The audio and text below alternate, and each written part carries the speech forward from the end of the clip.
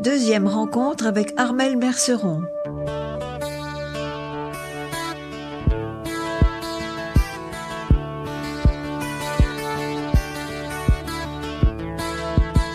Armelle Merceron, bonjour. Bonjour.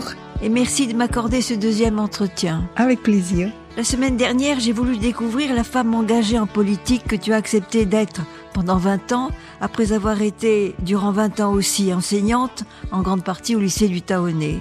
Tu as donc répondu à mes questions. Il y en aurait eu beaucoup d'autres que j'aurais aimé te poser, mais il faut bien se limiter. Aujourd'hui, j'aimerais que nous évoquions ta famille, ton enfance, ton adolescence, les espaces de vie qui ont été les tiens. Je vais donc paraître plus indiscrète peut-être, et si j'abuse, tu m'arrêtes. Absolument. Armelle, tu es l'aînée d'une fratrie de 8 enfants, 6 filles et 2 garçons, si je ne me trompe. C'est ça. L'aînée, ce n'est pas celle ou celui qui doit donner l'exemple, qui doit aider la maman lors des prochaines naissances? Est-ce que cela a été un poids pour toi? Alors, je dirais oui et non. Non, parce que maman elle-même avait été l'aînée de 4 filles et ses 2 dernières sœurs sont nées bien après elle. Et elle m'a dit un jour, ah non, je n'ai jamais accepté que ma maman, à moi, me dise, tu es l'aînée, tu dois donner l'exemple. Donc ça, je ne te le dis pas.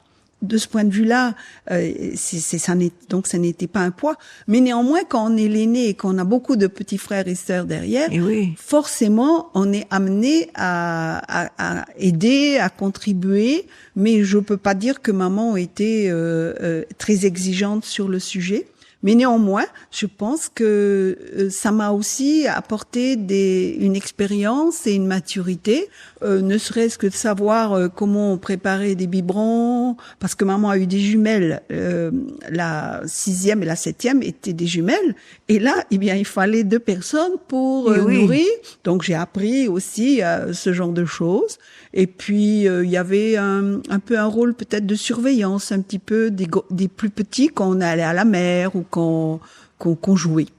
Mais c'était, je peux pas dire que c'était, j'ai pas ressenti ça comme un poids, pas particulièrement.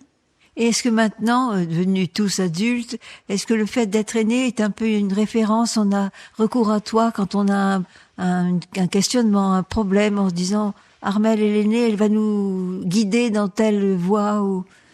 Alors ça ne se dit pas, mais c'est vrai que ça se fait un peu, d'autant que maintenant je suis beaucoup plus libre en tous les cas. Et pour ce qui concerne les questions de la famille, des questions à trancher ensemble, souvent je joue le rôle effectivement d'arbitre, plus d'organisatrice un petit peu de la réflexion, de la discussion, voilà. Et puis ça m'amène effectivement par exemple à je dirais collaborer avec mon frère Brice, par exemple, puisqu'il est mon voisin à Hitia.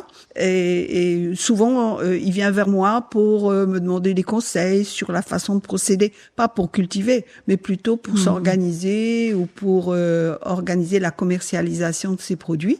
Et puis, par chance, nous avons hérité de biens familiaux. Et voilà, donc je m'en occupe avec une de mes sœurs. Oui, il faut gérer ça. Et au fond, c'est peut-être la sagesse qu'on attend de toi, parce qu'on te suppose un regard peut-être plus réfléchi. Je ne sais pas ce qu'on pourrait appeler sagesse, mais en tous les cas, expérience et connaissance des choses, oui, effectivement. Alors, ton père était avocat, homme politique, sénateur, conseiller à l'Assemblée territoriale bien connu. Ta mère, évidemment, était mère au foyer. Ta famille était connue et appréciée, aussi bien du côté paternel que maternel. Tu es donc né dans un milieu favorable, chaleureux, très uni. Il me semble que vous aviez des rapports très proches entre les grands-parents paternels et les grands-parents maternels. Oui, c'est tout à fait vrai. Et je disais la semaine dernière que nous avons beaucoup reçu, nous avons eu beaucoup de chance de vivre dans ce milieu familial et qui nous a apporté des valeurs, qui nous a apporté de l'équilibre, l'amour des autres aussi, le partage et l'amour de la Polynésie. Et c'est vrai que ce sont des choses qui sont inculquées sans que nous, on s'en rende compte quand on est enfant, mais qui, quand on arrive à l'âge adulte, nous imprègnent et ressortent. Et il y avait une autre raison à cette proximité, je dirais même deux raisons. D'une part, quand on vit à Tahiti, on a la chance de pouvoir être proches les uns des autres.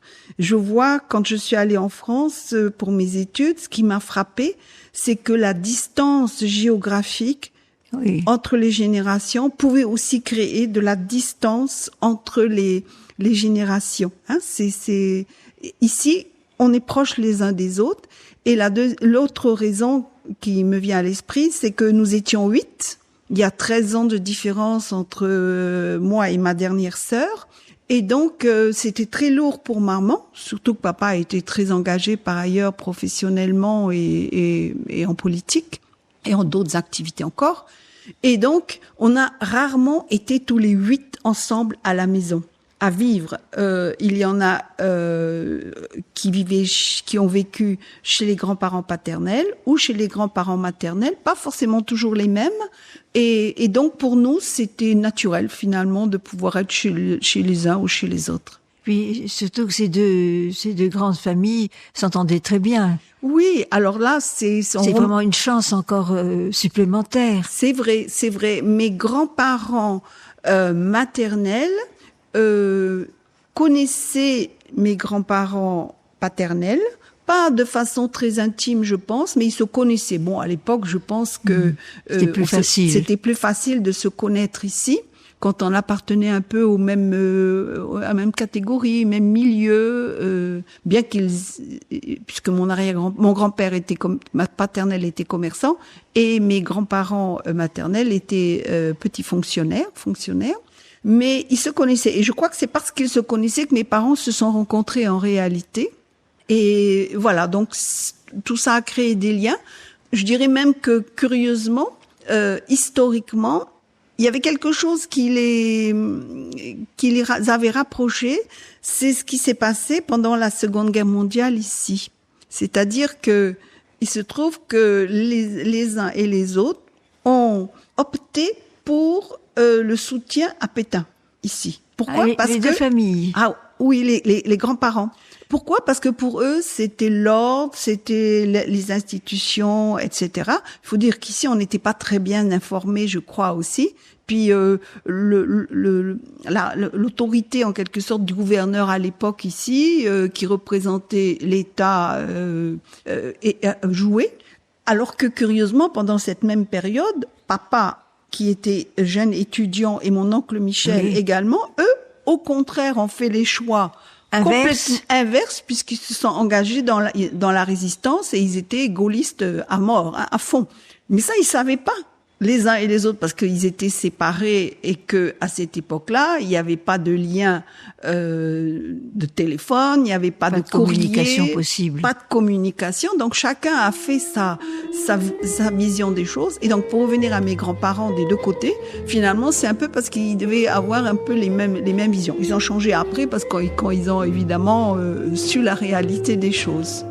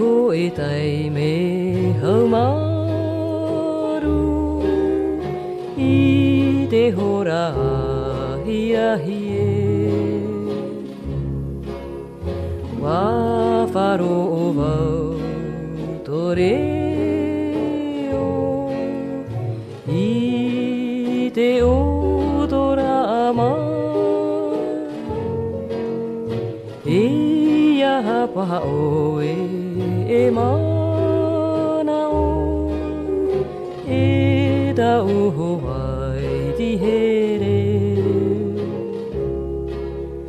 wa fariro wa te hoe di are e ho wa here no.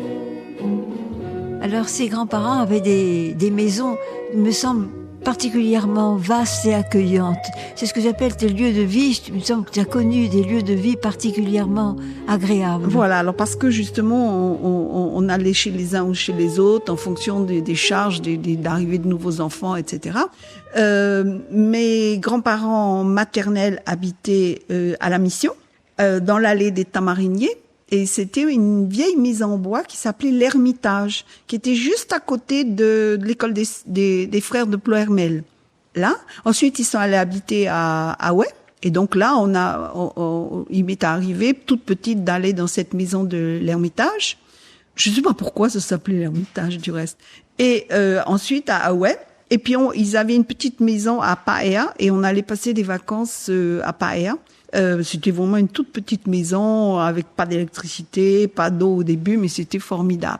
À cette époque-là, il n'y avait pas d'eau ni d'électricité à Paea. Et puis, plus proche de là où nous vivions, puisque nous, on vivait à Pirel, dans la maison où nous sommes, au bord de la baie de Taoné, mes grands-parents paternels avaient, eux, une maison et une très grande propriété à Fatawa, derrière le stade, où il y avait donc une grande maison, effectivement. Et un jardin. Un grand jardin. Alors là aussi, tout ça c'est relié.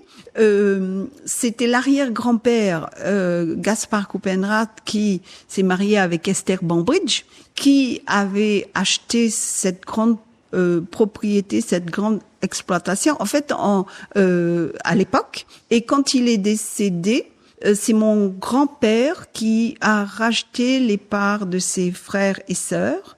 Et finalement, ça lui a servi parce que, justement, pour en revenir à cette histoire de Seconde Guerre mondiale, mon grand-père était co-directeur du magasin Donald, qui était une maison d'exportation, mais aussi de commerce inter-îles.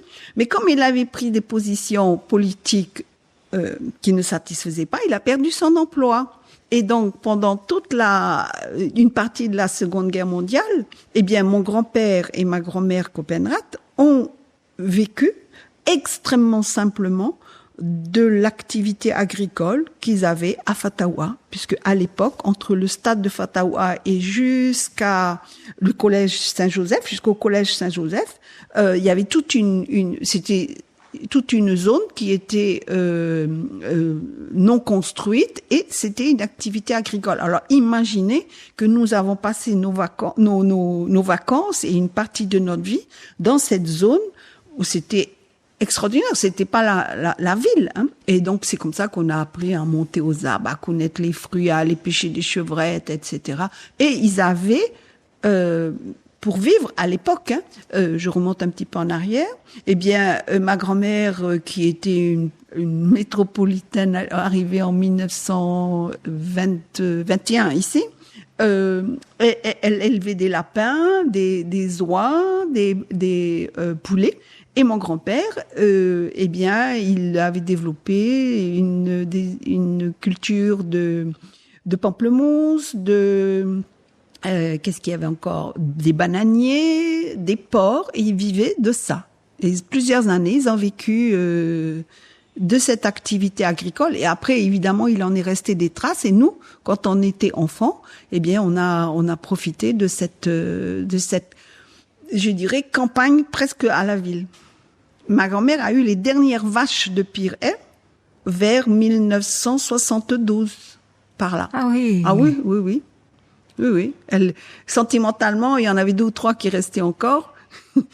Elle avait du mal à s'en séparer. Puis bon, un jour, elles s'en est séparées. Pourquoi? Parce qu'une ou 2 fois, elles ont fait des bêtises. Elles sont allées sur la route.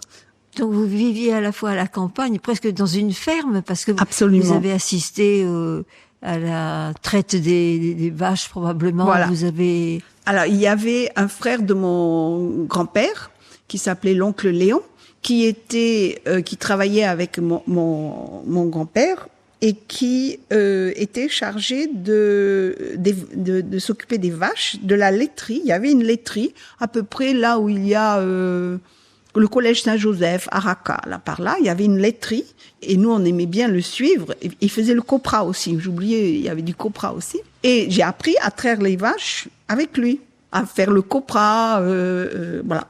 Je savais depuis toujours comment on faisait du copra et le lait, il était récolté dans des bouteilles en verre avec une espèce de panier en fer là, à casier. Oui, un casier. Et il y avait une répartition. Il n'y a pas beaucoup de lait, hein, mais il y avait de quoi fournir du lait à plusieurs personnes de la famille.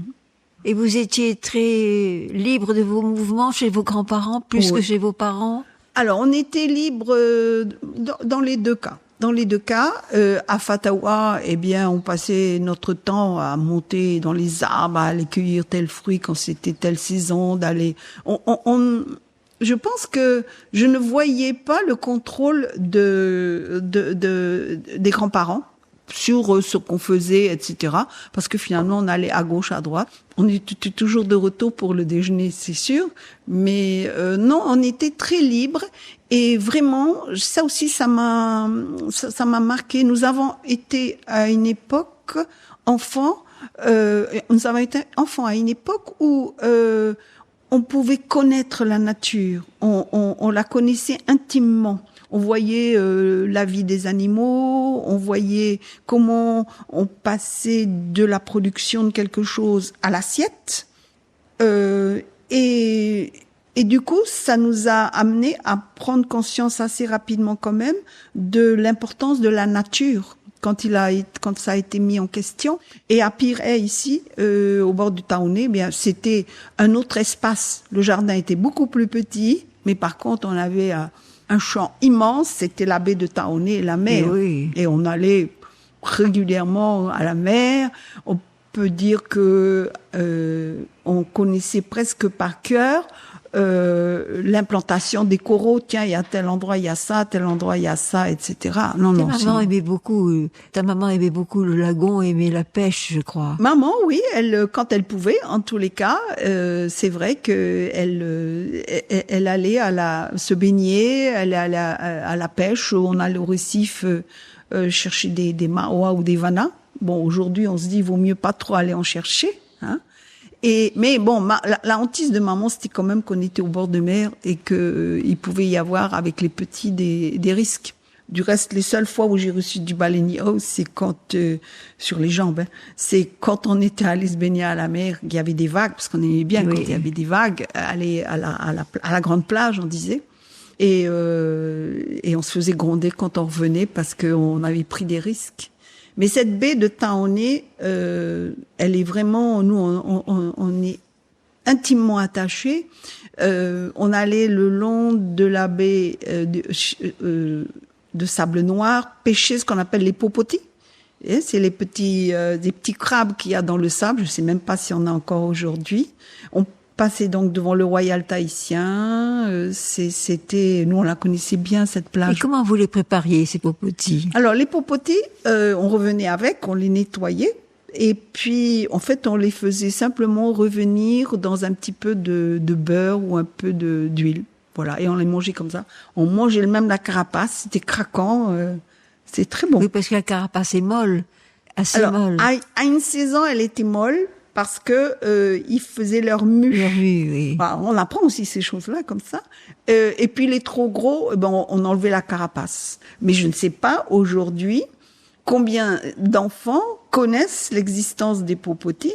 Et je me dis toujours qu'il faut que les personnes qui habitent dans les vallées, dans les montagnes, qui n'ont pas accès à la mer, aient l'occasion de venir pour rencontrer cette nature. Parce que nous, on avait une chance inouïe d'être en contact direct. Et aujourd'hui, je pense que beaucoup d'enfants ne connaissent pas non plus le nom des poissons, ne connaissent pas comment... Et même ne connaissent pas le hourou, certains ne connaissent pas le hourou. Ah oui. Vous profitez quand même, vous, à cette époque, de tous les fruits de la nature. Ah bah complètement, oui. Bah les hourous, ça me fait penser tout de suite. J'ai la photo de ces préparations de hourous et de ces hourous bien chauds qui étaient enveloppés dans des feuilles de bananier et qui étaient servis à table, quoi. C'est vrai, on mangeait pas beaucoup de riz, hein, je dois dire. Et comme tu le disais, vous aviez une connaissance de la nature réelle. Ah oui, complètement. On connaissait les noms des plantes, on connaissait les vaches, bien sûr. Alors, il y a quand même une chose que l'on ne ressent pas ou qu'on ne voit pas quand on vit ici, c'est le climat. Le climat. Quand je suis arrivée en France, j'avais 18 ans, on m'a interrogée sur le climat qu'il y avait en Polynésie, sur les saisons, etc. J'étais incapable de dire quoi que ce soit. Je disais oui, il fait un petit peu plus froid en juillet. Il y a des fois des moments où il pleut, mais du coup, je me suis replongée. Je pense que beaucoup de jeunes Polynésiens ont fait ça quand ils sont allés ailleurs. Je me suis plongée dans la compréhension du climat qu'il y avait ici, parce que quand on vit, et ça c'est aussi une chance, quand on vit dans un environnement où il y a une permanence, on n'a pas le froid, on n'a pas vraiment chaud. Il y a des fruits en toute saison. Eh ben, le sens de la fable de La Fontaine, la cigale et la fourmi, on connaît pas du tout, hein. On connaît pas. Et j'ai l'histoire des écureuils qui prennent et qui vont chercher des noisettes, qui les mettent dans leur cachette en attendant pour pouvoir passer l'hiver. C'était des choses que j'ai découvertes parce que ici, quand on est enfant, en tous les cas, on le voit pas. Quand on a la chance de pouvoir vivre de la nature. Maintenant, la grande différence ici, c'est que comme beaucoup de gens sont des urbains, en ville, tout s'achète et tout se paie. Puisqu'on n'a pas forcément de jardin, on n'a pas de jardin. Et ça, c'est une grande différence. Et vraiment, c'est un point important aussi, ça, de se rendre compte que aujourd'hui, on n'a plus cette proximité en ville avec la nature. Et donc, il faut compter que sur ce qu'on peut gagner ou sur ce que la famille vous donne. Et c'est pour ça que le troc est très important ici. Quand les gens, les fétis des districts ou des îles envoient des provisions, du poisson, des fruits à la famille d'ici, c'est une façon de recréer un petit peu cette proximité.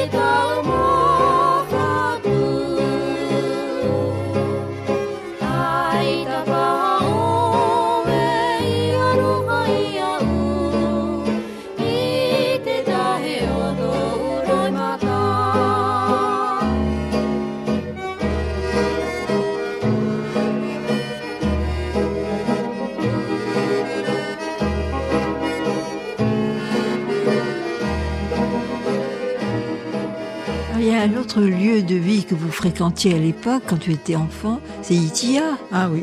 Alors Itia, du reste, maintenant, j'y vis.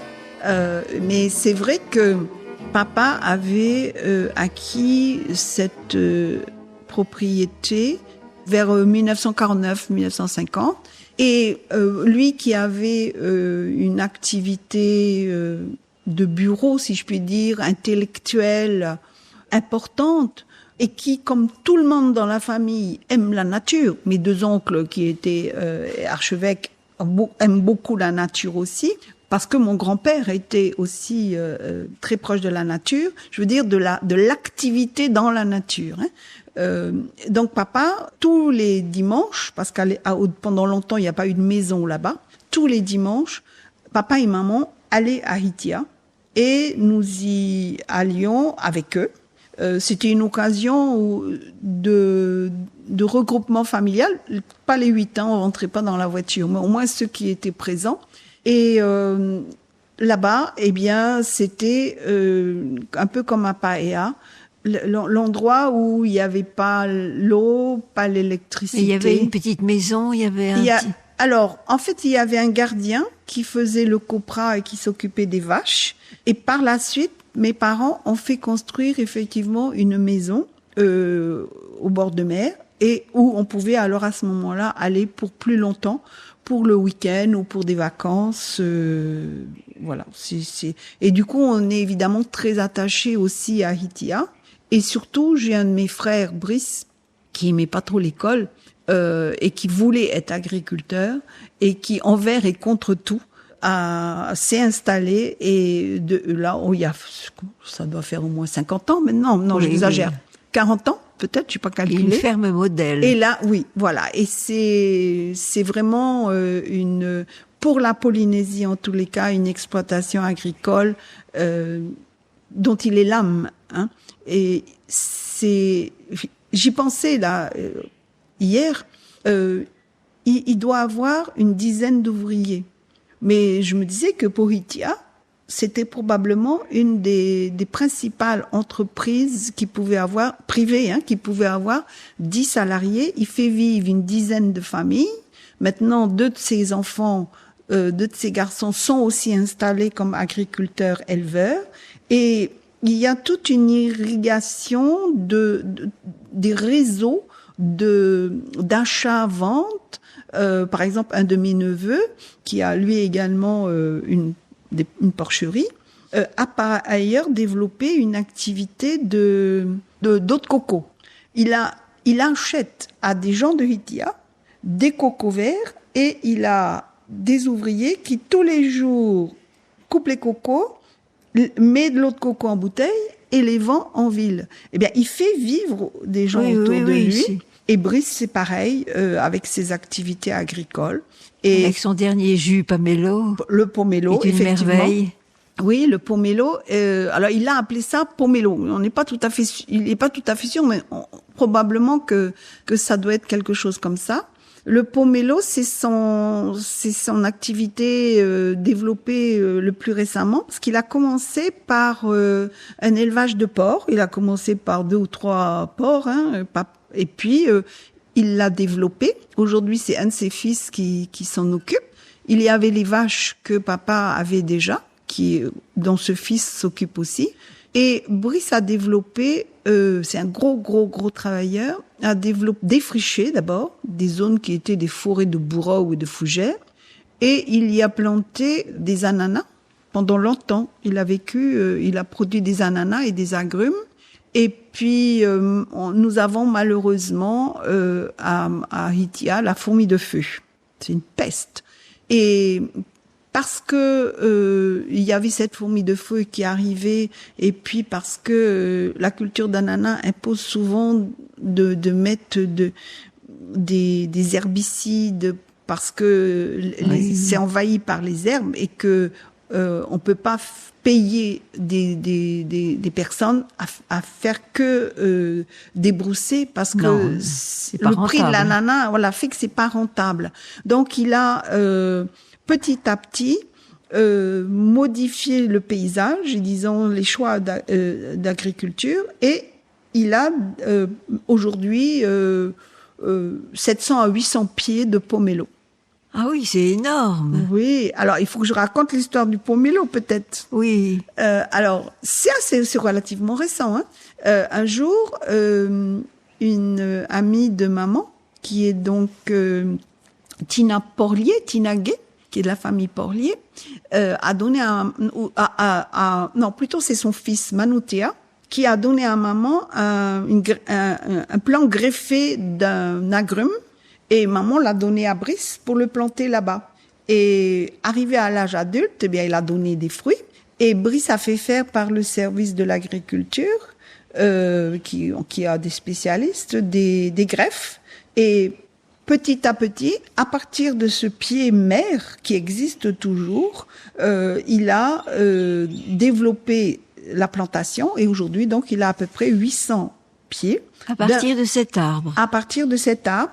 Et cet arbre qui était donc dans le quartier Porlier à Piret, là, près de Pater, je crois, lui-même devait venir nous pensons, en tout cas nous le pensons, d'un arbre qui était planté dans ce qu'on appelait, je crois, le jardin d'essai.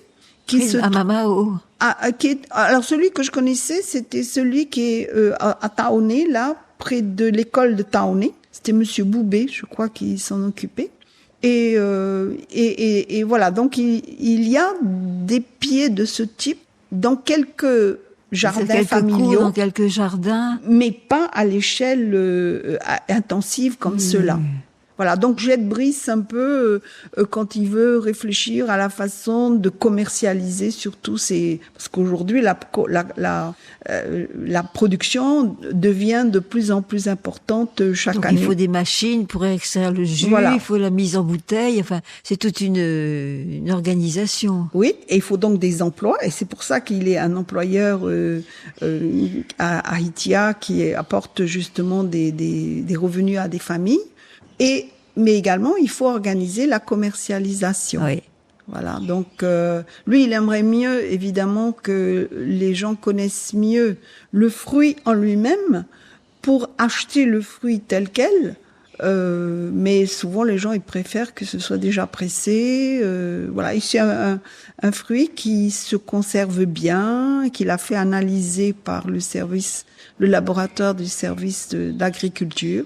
Voilà, Brice, c'est ça. C'est des challenges. C'est un bosseur infatigable et je pense que papa serait très fier de voir qu'il a mis en valeur ces terrains qui, à l'époque, étaient donc de la brousse.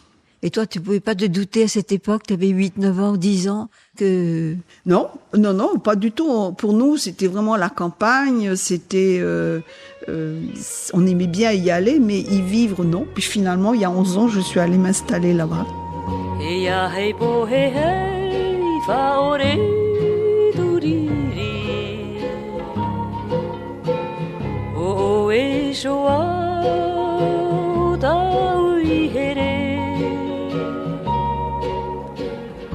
Aida pahao e hamanao e wahere au ia oe I te do e irigo o te vea o te mahana Tarahapai shoa oe Ya moe no atua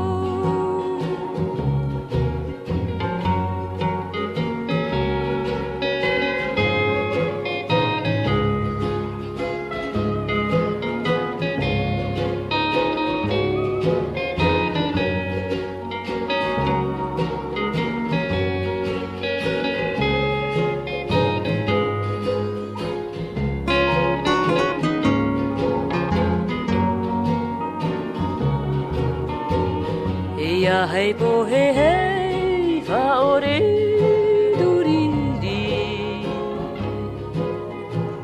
O e shoa tau I here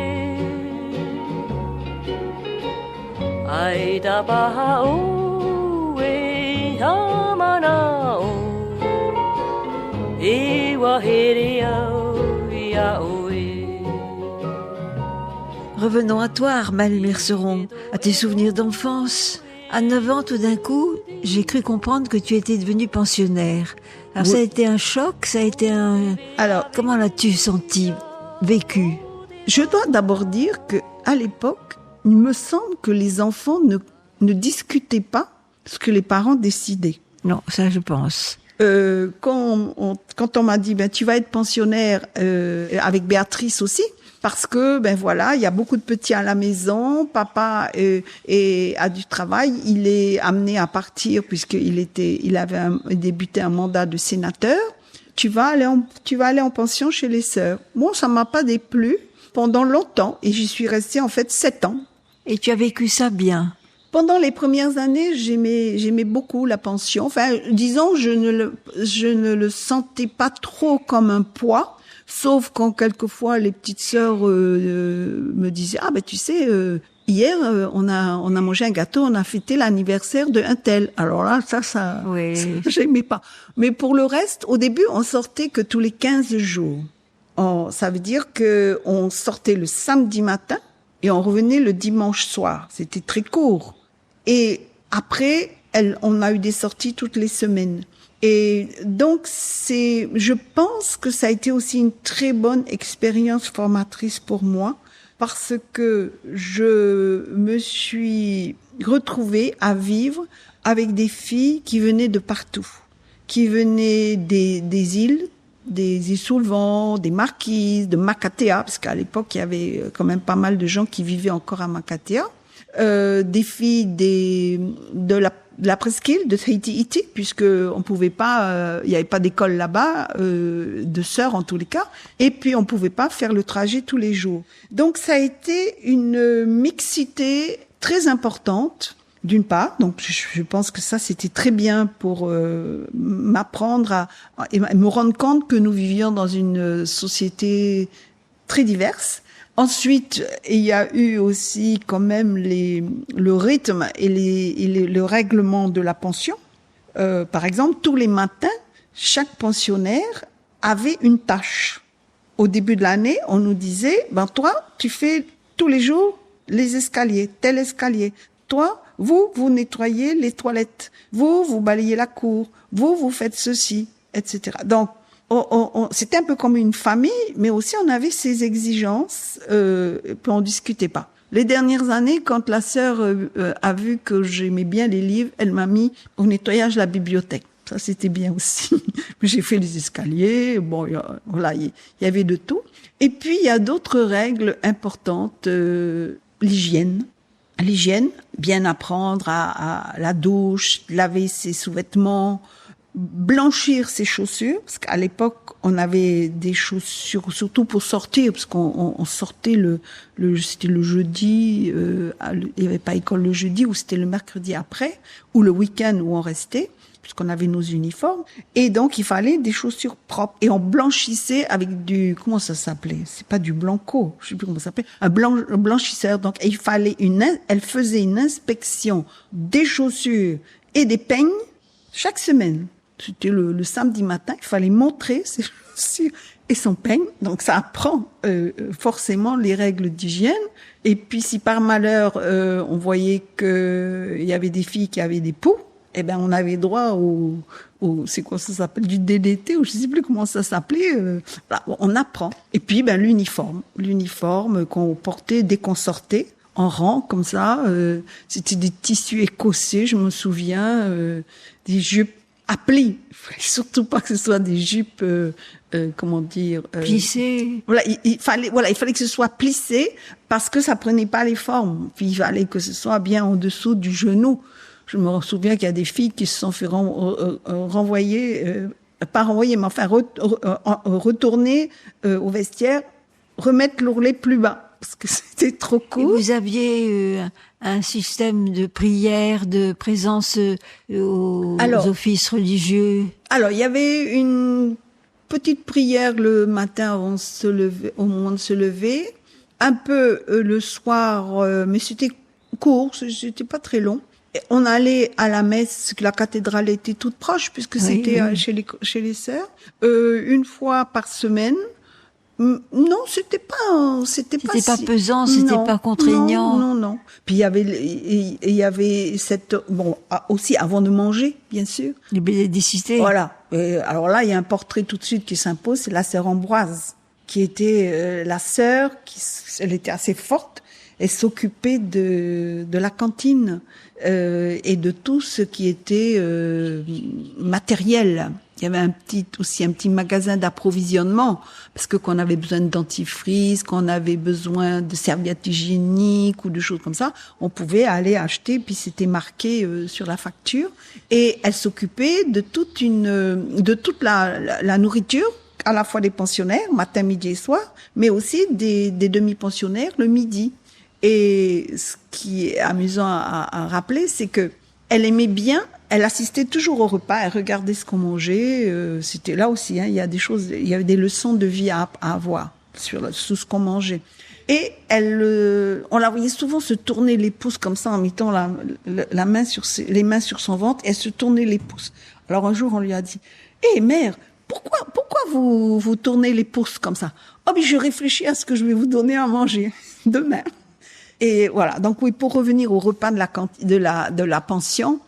Je vois avec mes petits-enfants aujourd'hui qui sont difficiles, qui veulent telle chose et pas telle chose. Nous, c'était un régime vraiment de base. Bon, du roux de temps en temps, des avocats quand c'était la saison. Sinon, c'était lentilles, pois cassés, voilà, avec un peu de viande. Mais nous, on trouvait ça bon. Et au goûter, une grande tartine avec de la confiture de banane ou des choses comme ça. Mais personne ne critiquait. Voilà. Et puis du pamplemousse. Vraiment, je pense que ça m'a appris beaucoup de choses. La simplicité et voilà, accepter ce qu'on vous donne, parce que de toutes les façons, on se posait même pas la question de savoir s'il y avait autre chose.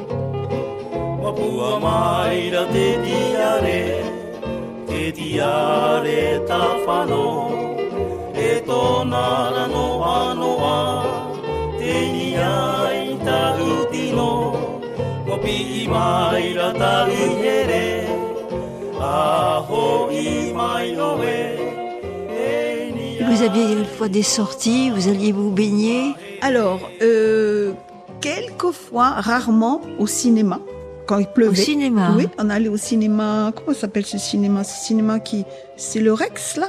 Ce qu'on appelait le cinéma Rex. Oui. Voilà. Le Bambou, il y avait autrement. Oui, voilà, quelquefois. C'était rare, mais c'était les seules occasions. Et sinon, on faisait une promenade en rang tous les jeudis après-midi. Après, ça a été le mercredi après-midi, mais c'était le jeudi après-midi. On allait souvent au parc Albert. C'est la place Tarahoy. C'était une pelouse, là. Et donc, on faisait une marche, on allait jusque vers Paufey. Et après, au retour, on s'arrêtait et on s'asseyait. Alors, ça devait être un spectacle, parce que je me rappelle que les gens nous regardaient quand ils passaient. Il n'y avait pas beaucoup de circulation. Nous, on regardait les gens qui passaient. Très peu de voitures, bien sûr.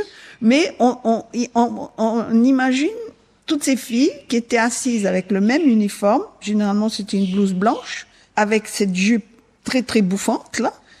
assises sur l'herbe, par groupe, 2, 3, ou qui jouaient pour certaines. Et voilà, nous, c'était les distractions qu'on avait. Et quelquefois, on allait à la mer. Mais alors, on se baignait en short et t-shirt, hein, pas autre chose. Alors on flottait dans ces trucs-là. Et puis, également, quelquefois, on allait à la mission. Il y avait, aujourd'hui, c'est très construit, mais à l'époque, c'était là aussi la campagne. Donc, on est allé quelquefois là-bas. Ouais. Et le scoutisme, tu n'as pas... Si, bien sûr, le scoutisme, si. Moi, j'ai été Jeannette, après j'ai été guide, et on aimait bien, pendant les vacances, aller camper, effectivement, sous la tente, c'est faire le feu. C'est vous qui aviez désiré faire partie de ces mouvements de jeunesse, ou c'est vos parents? Ah oui, ça faisait toujours partie des choses que les parents décidaient pour vous, et vous y alliez, puis finalement, vous trouviez ça bien. Jusqu'à un certain âge, en tous les cas. Mais ça m'a permis aussi de découvrir des endroits, d'aller camper à Moorea, par exemple, d'aller faire la traversée du lac, de la traversée de la Papineau au lac Vahiria. Non, à l'époque, on pouvait pas. C'était uniquement aller au lac Vahiria et retour. Du reste, les scouts et les guides, enfin, les cadres du scoutisme avaient organisé la construction par les scouts, les guides, les Jeannettes, d'un petit refuge au lac Vahiria. Il n'y avait pas de route, à l'époque, on traversait, je me rappelle, 70 fois la rivière, puisque c'était sinueux, on traversait. Et, tout avait été bien organisé. Les garçons les plus costauds portaient des choses un peu lourdes. Et puis, nous, on portait un petit sachet avec du ciment dedans. Et on est allé, chacun, à notre tour, apporter ce qu'il fallait. Et voilà, donc c'est aussi des choses que j'aurais sans doute pas faites si j'avais pas été scout. Et puis, il y avait cet esprit aussi, ces chants, ces veillées, on aimait bien. Oui, c'était joyeux, c'était quand même. Très. Puis il faut pas oublier, surtout, j'ai l'impression que je suis très très vieille en disant ça, mais qu'il n'y avait pas de télé. Il n'y avait pas de télévision, ni de jeux, ni quoi que ce soit. Notre vie, elle était, et c'est pour ça que je pense qu'on a eu de la chance de vivre encore à cette époque-là, parce qu'après, à partir des années 70, les choses ont bien changé. Forcément, on vivait en contact avec la nature et on avait nos propres jeux. Il fallait qu'on invente nos propres jeux dans la mer ou à l'école. Pas question, ça n'existait pas. Il y avait rien d'autre. Mais c'était bien. Armelle Merceron, si tu veux bien, nous t'accompagnerons la semaine prochaine dans tes études secondaires qui vont te permettre ensuite de partir en métropole. Merci Armelle de nous offrir ces souvenirs et merci à Touiva Lambert qui a réalisé cette émission.